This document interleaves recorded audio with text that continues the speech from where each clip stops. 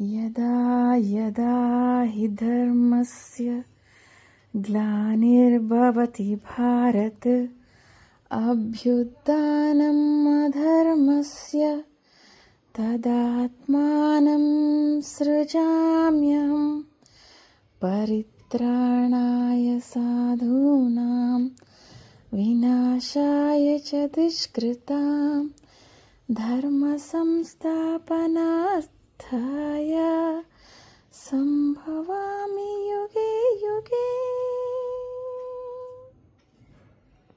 ಈ ಶ್ಲೋಕದ್ದು ಅರ್ಥ ಎಲ್ಲರಿಗೂ ಗೊತ್ತೇ ಇರುತ್ತೆ ಅಲ್ವಾ? ಏನು ಹೇಳ್ತಿದ್ದಾರೆ ಈ ಶ್ಲೋಕದ ಮೂಲಕ?